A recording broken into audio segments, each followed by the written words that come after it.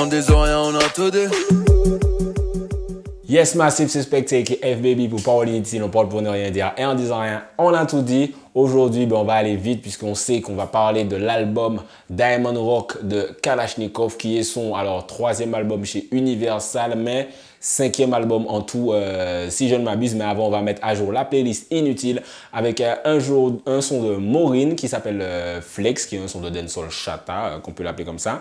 Un son de Don't Snoop Préliminaire, qui est un artiste trapement guadeloupéen dont je vous ai déjà parlé. J'aime bien ce qu'il fait, lyricalement, c'est super cool. Et puis voilà, il y a tout le côté trap street que vous aimez bien, n'est-ce pas?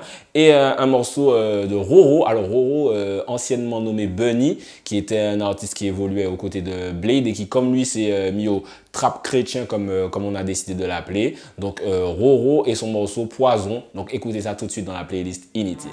Moi on ka flex, on pa ka tan power ou dey en basse. Ou ka pale men on ou dey en flex. Fotini occupation pendant ou las. Non mou c'est ça mais faut de ou bay en laisse. Pas ni sommation ni préliminaire. Puis t'es belle la plus facile éliminer. On commence à commettre des leaders minaires. Toujours ça blague là c'est terminé. Sommeil à moins qu'à couper tous les iners. Qui prend l'ODM même si en paniné. C'est Kayen qui prend possession tête moi et puis violence. Oui boy ou sans poison bah moi. En vieux ou c'est en poison bah moi. On veut trouver un mauvais moi. Puis espèce et puis belle femme. Mais tout ça tenait trop petit futilité. Donc on va parler du coup de cet album Diamond Rock de Kalashnikov. On va recontextualiser un petit peu.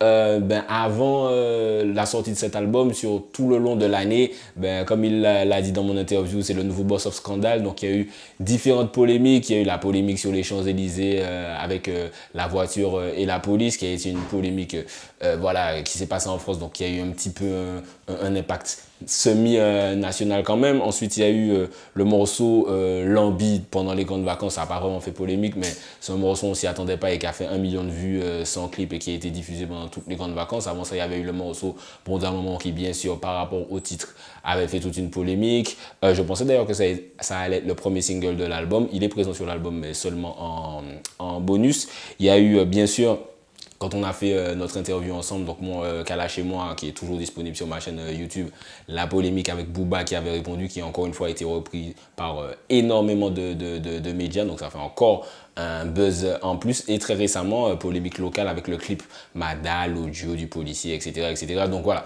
niveau présence, niveau awareness au niveau de cet album, au-delà du fait que ce soit Kalash, je pense qu'il y avait de quoi faire.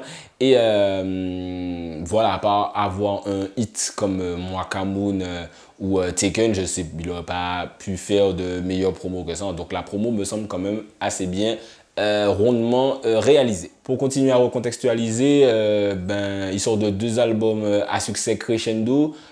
Chaos avec Bendo, Taken, Roger Bleu, on connaît déjà, album de la signature chez Universal.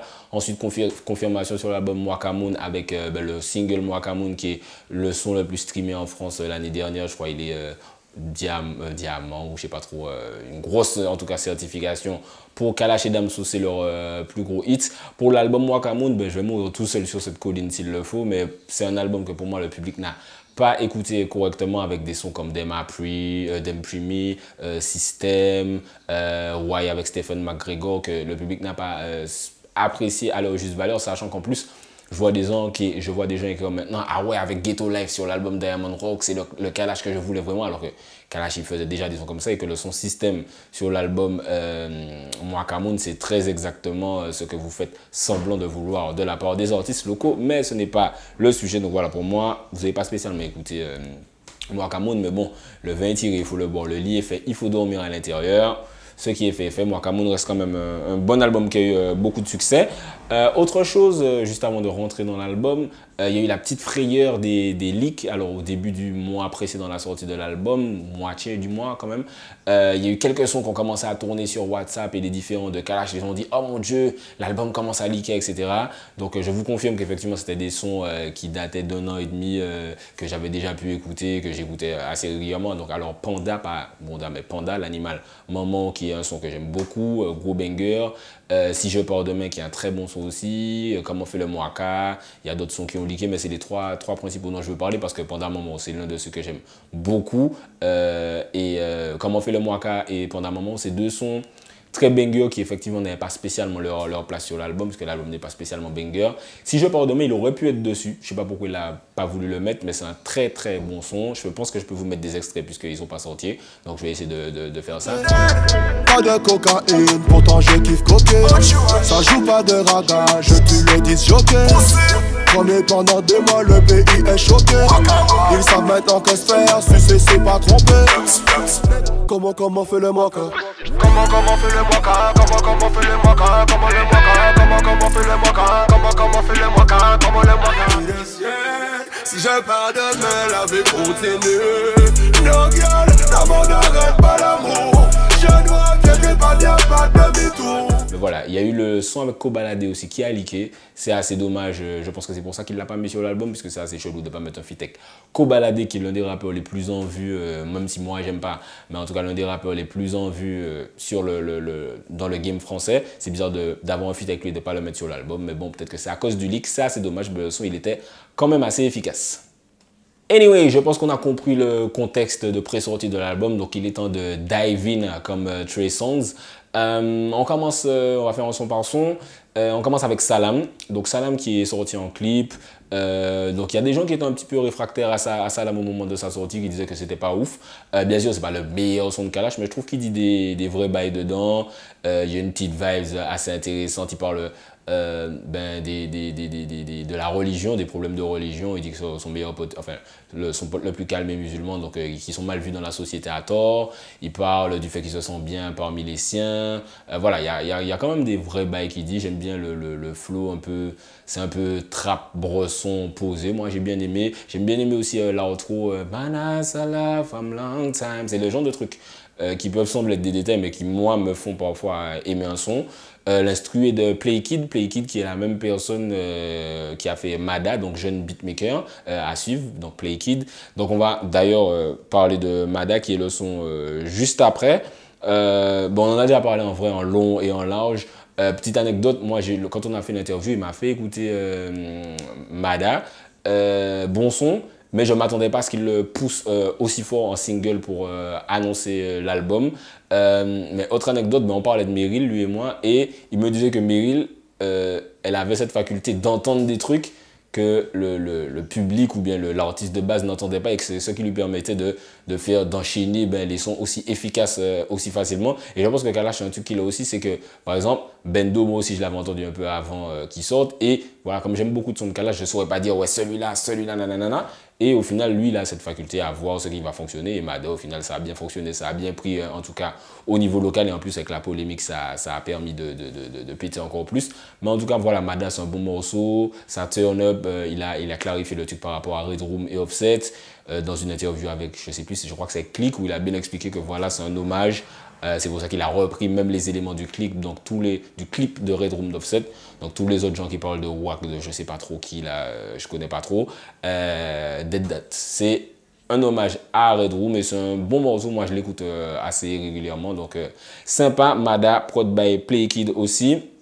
Ensuite on arrive sur le morceau Ghetto Life. Ghetto Life, c'est un des morceaux dont les gens parlent beaucoup depuis la sortie. Ils disent ouais voilà, enfin c'est ce que j'attendais de Kalash, maintenant tu parles des réalités sociales et dadadada. Alors il a toujours fait ça. C'est-à-dire que moi le premier son de Kalash que j'ai vraiment écouté, c'était Limel Laeta sur le Redeem de Welcome to Jamrock. Ça ne nous rajeunit pas, et il parlait déjà de trucs de société, machin, etc. Le seul problème c'est que le public, il y a beaucoup, c'est cool que le public maintenant ait une opinion, puisse dire très clairement j'aime ça, j'aime pas ça, je veux pas ça. Mais le problème c'est qu'il faut s'informer avant de parler. C'est-à-dire qu'il y a beaucoup de gens qui parlent en mode ouais je suis grave un connaisseur, je sais, retour aux sources locales, machin, mais en fait vous n'êtes pas informé. Donc au final ça fait plus de bruit que faire avancer le débat. Mais en tout cas pour parler de Ghetto Life, c'est un gangsta cry un peu, comme on dit, c'est la vibes que Movado a apporté dans le dancehall. Donc voilà, il parle dans ce morceau, il parle des réalités sociales, c'est un message très conscient, les inégalités sociales, tout ce qu'on appelle profitation au pays. Donc texte intéressant. Moi c'est plus, disons que le gangsta cry, le dancehall de cette vibe là, c'est plus forcément quelque chose que j'écoute actuellement. C'est un truc que j'écoutais peut-être quand j'étais au lycée. C'est même pas vraiment du dancehall en vrai de vrai. J'écoutais plus ça au lycée, donc c'est pas vraiment forcément quelque chose que je vais écouter là actuellement. Mais en tout cas, le morceau est sympa. Il commence à me pousser la voix par rapport aux deux sons précédents de l'album. On sent que là, le côté vocal de Kalash ressent un petit peu. Donc voilà, Ghetto Life sont intéressants. Ensuite, on arrive à leur attention. L'exercice sont pour meufs, sont mielleux, comme je dis souvent. Bad Girl, l'exercice est périlleux, pour moi en tout cas, parce que c'est pas des... Autant j'en écoute beaucoup de son Gialis, Gialdem, machin, autant souvent je dis, bon, frère, au paténien, et pour dire, on sont les femmes. Mais en plus, le son s'appelle Bad Girl, donc le titre, en plus, tu te dis, oh mon Dieu, encore son bateau. Mais en vrai, non. Je m'attendais pas à ça niveau sonorité, c'est assez frais, c'est assez intéressant, ça glisse bien, ça bouge bien, le refrain est pas mal et tu sens qu'il essaie de faire, bon après le texte, voilà, c'est un son commercial comme on dit, mais il y a un petit effort, Mamassé, Mamakosa, si t'es ok, on va machin, donc voilà, il y a un effort, c'est une petite disquette radiophonique, pour moi par exemple s'il n'était pas fâché avec Trace, ça passe sur Trace FM toute la journée et voilà, c'est fini, c'est un tube, facilement comme ça en une semaine. Il est en featuring avec Crayon dessus. Alors j'avoue Crayon je ne connaissais pas avant de voir la tracklist. J'ai été un peu voir. Bon après c'est un peu du Wizkid quoi. En vrai de vrai c'est un peu du Wizkid. Tu remplaces Wizkid et Crayon par Wizkid et c'est le même son. Bien, je crois que Wizkid a beaucoup plus de buzz forcément. Mais moi je vais revenir dessus. Mais les feats sur ce projet, et ben, notamment Crayon, ben, ça apporte pas forcément quelque chose dans le sens où ben, Kalash, il a dit, le son est déjà tellement complet, juste par rapport à Kalash, que tu vois, je sais pas si ça laisse de la place au feat pour apporter quelque chose. Après, Crayon se marie bien au son, il fait le taf comme il faut, mais je sais pas si sans Crayon ça aurait changé quelque chose. Mais bon son, en tout cas, bon petit son que je vais réécouter dans ma voiture au calme. Ensuite, on arrive à Vibes, Spleen, Trap, encore une fois, de l'introspection, pas encore une fois, mais là, de l'introspection, il parle un petit peu de son ressenti, de son vague à l'âme par rapport à la société, à la police, qui se concentre sur lui au lieu de se concentrer sur les vrais bad guys, comme on dit. C'est là qu'on ressent vraiment le côté mélodieux, qui maîtrise un petit peu les harmonies, etc. de Kalash, parce que fait un refrain, yeah, ça peut facilement être très très nul. C'est comme quand Burna Boy fait un refrain et son refrain c'est yeah. Il y a des gens, je les aurais regardés comme ça. Sérieusement, c'est ça ton refrain, mais en vrai de vrai, quand tu maîtrises le truc et puis que tu maîtrises ta voix et puis que voilà, t'as un cosmos derrière, c'est lourd. Donc voilà, le sens de la mélodie fait la différence. J'aime beaucoup, j'aime beaucoup ce morceau. J'avoue qu'il doit être dans mon top 5 de l'album. Kalié la Boca. Il y a beaucoup de gens qui ont tilté sur ce morceau à la première écoute ou bien quand il passait dans Planet Rap. Même Fred de Planet Rap a dû le repasser 150 fois. Tu as l'impression que c'était le seul son qu'il a de l'album. Mais je crois que c'est le seul son turn up vraiment, pas street, mais voilà, turn up, vagabond de l'album. Pyroman à la prod, donc il élargit un peu son panel de prod puisqu'on le connaissait surtout sur le rap trap. C'est efficace, je pense que dans un contexte showcase, concert ou bien même dans sa voiture au calme, ça donne la pêche. Il y a beaucoup de trucs faciles à reprendre pour le public. Ici t'es personne, voilà, t'es ma bombe, je vais te dégoupiller, t'es ma bombe, je vais te dégoupiller. Voilà, je pense que pour le public qui aime ce genre de son, ça va être assez efficace. Moi, tu me mets dans une bonne petite ambiance, tu me passes ça. Je suis au calme, je vais l'écouter dans ma voiture aussi, très certainement. Donc, bon travail de Pyroman et Kalash sur ce morceau. Ensuite, on arrive à Kafa. Kafa, alors pour ceux qui se souviennent, il y a un petit flow à la Molotov 4 de Sefiu. Quand, par exemple, Sefiu, il arrivait, il disait je me présente Molotov. Et Kalash, il dit ouais, je vendais de l'air pour m'acheter des paires de shorts. Donc voilà, je ne sais pas si c'est fait exprès ou si bon, c'est ce que la prod lui a inspiré. Mais en tout cas, bonne prod de Young Spliff, d'ailleurs. Il a fait du sale.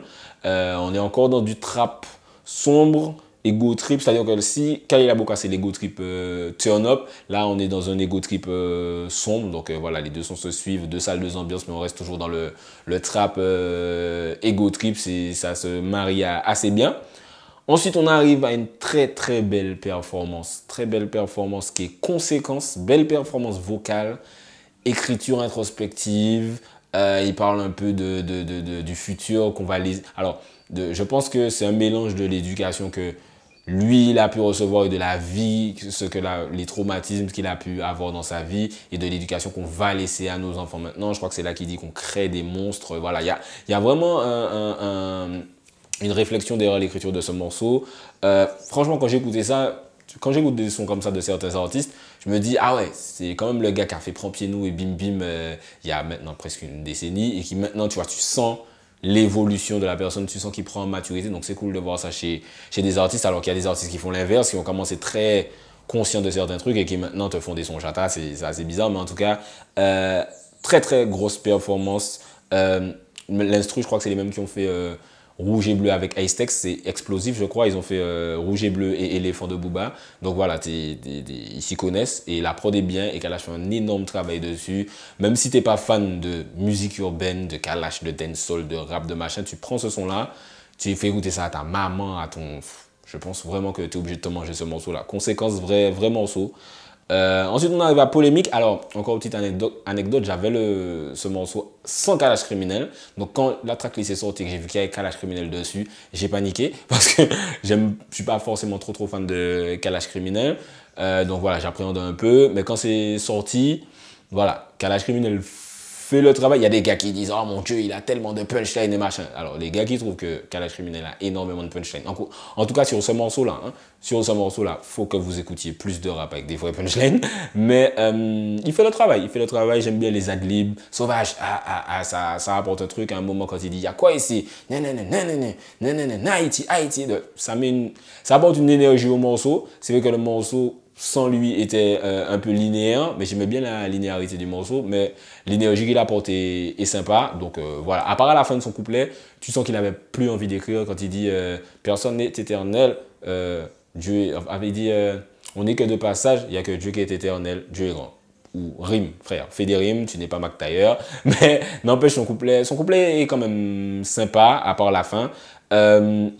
Pour le son global, j'aime beaucoup le côté turn-up conscient. On est à mi-chemin entre Kerry James, Migos avec un soupçon de Travis Scott et une poignée de Future. C'est un peu ça la force de Kalash, c'est-à-dire que c'est une sorte d'éponge qui va absorber différentes vibes mondiales, que ce soit mondial et local et national et machin, et qui va le ressortir à sa sauce. C'est-à-dire que c'est l'un des gars, ça me rappelle un peu Tory Lanez, où on disait non mais il copie Drake, il copie Fetty Wap, il copie ça. Ouais mais frère, au final est-ce que le résultat est lourd? L'important c'est, on est tous inspirés par quelque chose, et le mettre à sa sauce, c'est ça qui est important. Et quand tu entends du Kalash, tu sais que c'est du Kalash. Donc voilà, je trouve que c'est super cool. Comme quand on disait que Drake est un culture vulture, ben ouais, mais en tout cas, quand il fait l'afrobeat et que tu te manges le one dance, ben tu te manges le one dance.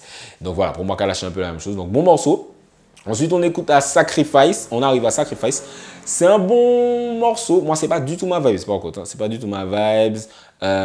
C'est un peu le son love. À un moment, je pensais que c'était un son pour sa fille, mais visiblement non, c'est un son love. Musicalement, c'est cool. Vocalement, la performance est ouf. Mais voilà, c'est pas du tout mon style de son, donc c'est pas un son que je réécouterais. À un moment, il dit buvrait au lieu de dire boiré. Ça m'a beaucoup. À un moment, dans Bad Girl, il dit dulciné au lieu de dire dulciné aussi. Tu sens que Kalash, c'est le gars qui, de temps en temps, il vendait de leur boire au lieu d'aller en cours. Tu sais. Big up là, même si je rigole. Mais en tout cas, ouais, Sacrifice, quand c'est trop sweet, j'arrive pas en fait. J'arrive pas à vraiment. Je te crois pas en fait. Quand tu es vraiment de je t'aime tellement que Sacrifice et machin. Bon, on va dire que j'ai pas d'âme et j'ai pas de cœur, encore une fois. Mais en tout cas, j'y arrive pas. Mais Sacrifice, musicalement, c'est bien, mais c'est pas mon style de morceau. Troll, ultra funny. J'aime bien le second degré, le refrain est efficace, il parle un peu des trolls, du fait que ça peut avoir un impact sur ta vie de tous les jours, etc., etc. Il parle un peu des groupies, il met son DJ dans la sauce, il dit que ce sont les meufs de son DJ, bon bref. En tout cas voilà, le son est second degré, mais tu sens quand même un vague à l'âme, un spleen dessus, donc il y a une sorte de deux poids, deux mesures dans ce morceau, mais j'aime bien le morceau, c'est un peu trap, planant, cloud.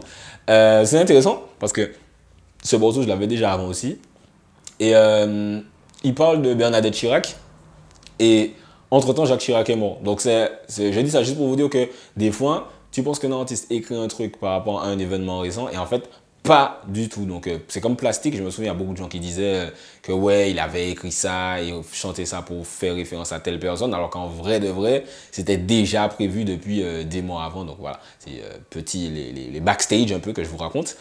Mais sinon, le son, il est sympa. Divine, alors attention, encore une fois, son pour meuf. Exercice compliqué avec moi.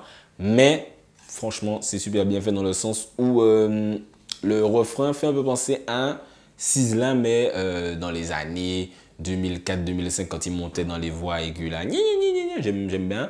Girl, you're so divine. J'aime bien. Il y a Movado et Satori sur ce morceau-là. Je sais pas si... Alors, c'est pareil pour les featuring en général dans l'album. Il fait ce son-là solo. Je sais pas si ça change quelque chose que s'il rajoute Movado et Satori. Après, Movado, ça fait toujours plaisir. En plus, Kalash, je crois, a dit qu'il est sur le futur album de Movado. Je savais même pas que Movado faisait toujours des albums, mais en tout cas, voilà. Bon morceau. En tout cas, le morceau, le refrain est super bien. L'instru est super entraînante. C'est validé, ça, c'est sûr que je vais le réécouter énormément. Mais voilà, il a déjà tellement quadrillé le son que quand le temps que les feats arrivent, tu te dis ah non, mais en fait, le son il était déjà complet. Mais en tout cas, ils font un bon travail, surtout Movado. Ensuite, on arrive à Nosa. Donc, moi, j'ai paniqué parce que je suis pas super fan de Dadju. Il y a Dadju et Miss Banks sur ce morceau. Miss Banks, je connais moins, mais en tout cas, je suis pas super fan de Dadju. Je crois que j'écoute aucun son solo de lui. Mais bien fait, franchement bien fait dans le sens où le refrain, la performance des feats est intéressante, Dadju et Miss Banks. Mais le refrain, tu sais, c'est-à-dire que souvent on a l'impression que c'est super simple de faire un refrain, mais pensez à faire il ne reste que Nosa, Nosa, Nosa, et de faire Nosa, et aussi de faire parara, parara. C'est-à-dire que voilà, il y a 3 phases dans le refrain, et on a l'impression que c'est simple, mais il faut penser à le faire. C'est-à-dire que écrire des punchlines, peut-être que je dis ça parce que je suis un rappeur, écrire des punchlines, ça me vient simple. Mais je dis souvent aux gens, le plus dur à faire dans un son, c'est un bon refrain, un bon pont. Et franchement, Nosa, t'as Dadju et Kalash, je pense que c'est Kalash qui a écrit, qu'il a rajouté Dadju après. Mais super efficace. En tout cas, Nosa, j'aime beaucoup. Miss Banks, elle fait un petit passe-passe avec Kalash à un moment, donc ça rend le truc un petit peu plus intéressant. Mais voilà, Nosa, bon morceau aussi que je vais beaucoup réécouter. Celui qui a fait la prod, c'est un gars qui fait des prods pour Aya Nakamura. Je crois qu'il a 4 ou 5 prods sur l'album Nakamura. Donc voilà, il sait ce qu'il fait. On va dire qu'il s'appelle Le Side. Je crois que c'est comme ça qu'il s'appelle. J'ai pas noté, mais je crois que c'est comme ça qu'il s'appelle. Et ensuite, on arrive à Maria. Donc, je peux arrêter la chronique maintenant. Meilleur son de l'album. Le truc est ouf. Vocalement, c'est ouf. L'instru est ouf. L'instru, je crois que c'est Maroons qui l'a fait. C'est lui qui l'a enregistré. Super, super lourd ce morceau. Oh Maria, regarde-nous. Le texte est bien. Ça te met dans un mood. Pareil que conséquence, tu fais écouter ça à n'importe qui. Si la personne te dit que c'est pas de la bonne musique, c'est que la personne a un problème. Moi, j'aime beaucoup, beaucoup. Meilleur son de l'album. Maria, comme je dis, je peux arrêter la chronique là. Rien que pour Maria, j'espère que c'est pas un son qui va mourir sur l'album et que ça aura un petit succès d'estime. Meilleur son de l'album et top 5 sons de Kalash de toute sa carrière parce que franchement le son il est monstre. Allez l'écouter. Si vous ne comptez pas écouter l'album, vous comptez rien écouter de l'album, mais écoutez juste ce morceau là, c'est du sale. Et ensuite, d'économie totale, on arrive à Flair. Alors Flair, des sons comme ça Kalash en fait dans son sommeil, c'est-à-dire que trap, chanter, good trip, machin, il le fait assez facilement. Il a mis Gucci Mane dessus et Gucci Mane, je suis désolé moi. C'est pas, je trouve vraiment que c'est un artiste surcoté, dans le sens où, voilà, il a découvert beaucoup d'artistes, Young Thug, Migos, OG de Juice Man, machin, il n'y a pas de souci. C'est un précurseur du trap avec T.I. et Jeezy, il n'y a pas de souci. Mais musicalement, frère, le gars, pour moi, il apporte, son flow est toujours pareil, les textes sont toujours... C'est-à-dire que toi, quand tu es en train de regarder cette vidéo, tu peux littéralement faire ce que Gucci Mane fait. Tu vois, bon, après, peut-être qu'il a une oreille pour les prods et pour découvrir les artistes, machin, il n'y a pas de souci, mais... Musicalement, c'était quand la dernière fois que vous avez entendu un son de Gucci Mane, vous vous êtes dit, ah, quel tube! Frère, franchement, moi, peut-être que c'est moi qui n'aime pas, mais en tout cas, actuel et factuel, c'est sûr que Gucci Mane, c'est pas un rappeur de ouf. Ça, c'est sûr et certain que vous n'allez pas me couillonner dessus. Il y a des gens qui me disent, ah, tu connais pas, tu n'aimes pas le trap, machin, Je reconnais l'influence qu'il a sur le trap. Je reconnais que voilà, Atlanta, c'est un dieu, il n'y a pas de souci. Mais musicalement, c'est pas un mec qui me bute. Et voilà, sur le morceau, il apporte rien de ouf. Je pense que c'est plus le fait de pouvoir dire, comme Booba expliquait, quand il fait un feat avec Rick Ross, 2 Chainz, machin, c'est cool, mais il n'a jamais fait de hit avec. C'est vraiment le fait de pouvoir dire, j'ai ces messieurs et vous les avez pas. Mais maintenant, avec les maisons de disques, Internet, machin, un peu tout. Donc, c'est fait un feat avec Young Thug. Donc, c'est que voilà, tout devient un peu accessible quand tu as une maison de disques. Donc voilà, Flair avec Gucci Mane, c'est pas un truc que je vais retenir de ouf, mais bon. Voilà, Elvira, ça me fait un peu penser au son que Kalash a fait avec Beatskilla, LG Beatskilla, qui s'appelle Gangsta Love. Dommage que ce soit mort sur un projet obscur parce que ce son est vraiment bien. Tout ça, vivre chaque jour en mode gangsta. Real gangsta love. On n'a pas choisi d'aimer, on met l'encore en dedans. Mais en tout cas, le morceau il est sympa. Alors Elvira, pour ceux qui ne savent pas, sachant que je deviens vieux et que les gens n'ont pas forcément vu Scarface, c'est la meuf de Tony Montana dans Scarface. Donc voilà, il parle un peu gangsta love, elle aime bandit, machin. Vous voyez un peu le style, mais le son il est efficace. Pour moi, c'est aussi un hit en puissance, hein, tu vois, tu le matracasses et ça fonctionne. She wanna be a classic girl, machin. Bon, ça fonctionne bien. Bon morceau de l'album. Ensuite, on arrive à Ja, of course, le reggae de l'album. Il allait encore plus loin que dans System, dans le sens où là, il parle totalement en anglais. La voix est maîtrisée, la vibe est maîtrisée. Même si c'est en anglais, le texte, il est bon. Après, moi, mon problème avec les nouveaux reggae, c'est que j'aime tellement les reggae classiques, genre, je sais pas, Outer Run Red, les sons de Sizzla, Capleton, Jack Ura l'ancienne, même avant ça, Tony Curtis, etc., que ben, j'ai du mal à, ça va être Kalash, Strayka, Sahel, ou je sais pas trop qui vont sortir des nouveaux sons de reggae, ben, je vais pas réussir à me dire, ah ouais, tu vois, je vais me réécouter Cœur rempli d'amour de Strayka avant d'écouter un nouveau son de reggae de Strayka. C'est un peu ça le problème avec le reggae actuellement, mais en tout cas, le son, il est bon. Et il termine par Weed, le refrain est super bad de Weed. La vibe un peu turfu, Ray Shremmer, Travis Scott, Future, ou je sais pas trop qui, mais en tout cas très Atlanta, très Kenry. Je sais pas si j'aurais fini l'album dessus.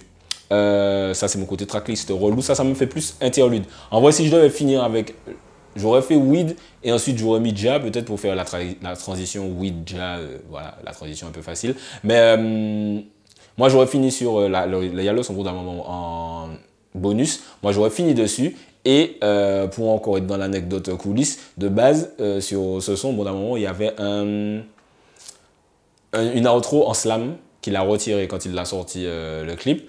Et j'aurais bien fini sur ça parce que l'outro était dark, slam, il se livrait beaucoup dessus. Donc ça aurait été bien de finir l'album dessus. Donc bon, je vais pas vous faire écouter pour que Universal ne soulève pas ma chaîne et que, alors que je viens d'atteindre 20 000 abonnés, ce serait ballot. Mais en tout cas, voilà, il finit sur Weed, le son il est bon, l'instru est bad. C'est le même gars qui a fait l'instru de Après l'automne de Booba et qui a aussi fait Infréquentable, Après l'automne, excusez-moi, de Kalash et Infréquentable de Dossé et Booba. Il s'appelle Joe Mike, c'est un bon, big up. Sinon, les sons bonus, ben, je les valide tous. JTC et Praliné, vous m'avez extrêmement déçu parce que j'aime beaucoup ces sons, je les écoute tout le temps. Et quand c'est sorti, j'ai vu les retours négatifs, je me suis dit, ah putain, ils sont pas prêts, ils ont pas compris le truc, tu vois. Alors que moi, j'aime vraiment beaucoup ces sons-là, c'est-à-dire que c'est même pas parce que c'est Kalash ou quoi, parce qu'il y a des sons de Kalash que voilà, j'écoute pas régulièrement, mais JTC et Praliné, j'écoute de ouf. Et j'étais très déçu. Dossé fait le travail, les refrains de Kalash sont bons, la prod de Marcus est bonne sur Praliné. Surtout Praliné. JTC, je comprends que vous aimiez pas parce que voilà, c'est peut-être un petit peu trop turfu, mais Praliné, les gars, vous êtes sérieux. Bon, bref. En tout cas, le vin est tiré, il faut le boire. Et bon, d'un moment, j'aime bien ce morceau. Les gens disent pourquoi bon, d'un moment, il parle en français, machin, là. Bon, bref. Tous les bails que j'ai vus sur Twitter, ils brodent dans ce morceau-là, donc j'aime pas, machin. Et les gars, on est en 2019, c'est fini ces trucs de ils parlent français, ils brodent, machin, frère. C'est ridicule, frère. Qui parle encore en français? Est-ce que sont en bon? C'est ça, nous, comment des autres, arrêtez de faire les mecs puristes d'après les autres Kakouté, Kassav et puis Patrick Saint-Éloi tous les jours. Arrêtez, vous mentez, on ne vous croit pas. En tout cas, pour résumer, je vois beaucoup moins de sons sur cet album que j'aurais retiré par rapport aux autres. Sur Chaos, je retire à peu près 5 sons, les sons comme Diamond et je sais pas si c'est Diamond, mais j'oublie le titre. Voilà, le son Gâteau, j'aime pas trop. Voilà, il y a pas mal de sons que j'aime pas sur Chaos. Sur Mwakamoon aussi, d'ailleurs, il y a 7 sons que je vais retirer moi sur Mwakamoon, mais il y a beaucoup de sons sur Mwakamoon.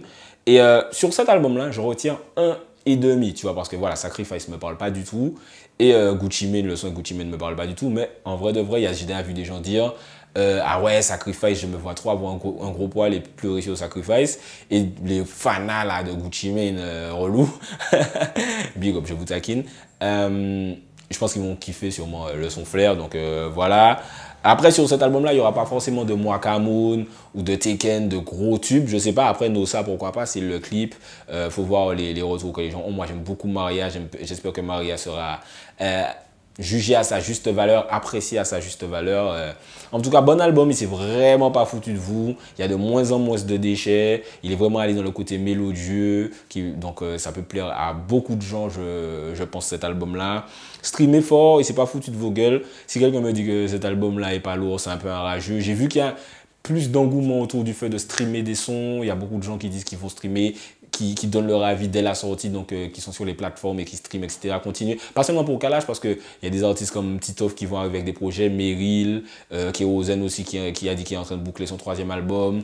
Voilà, j'ai vu des gens streamer Sex, streamer Admiralty, donc voilà, continuez dans ce sens-là, continuez à streamer les projets, parce que surtout avec le nouveau jugement par rapport au stream vente, il y a de moins en moins d'artistes qui font des certifications, sauf les gros, Nino, Damso, machin, etc. Mais c'est de plus en plus dur avec les streams, des abonnements gratuits qui ne comptent pas. Il ne va pas pleuvoir des disques d'or comme il y a 2-3 ans. Donc, donnez vraiment la force surtout aux artistes antillais si vous aimez ce qu'ils font.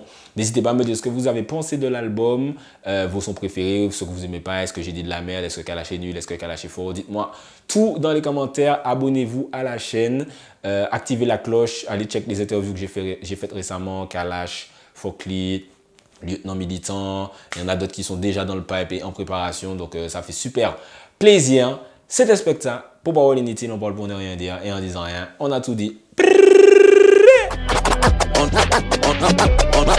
On des oreilles, on a tout dit.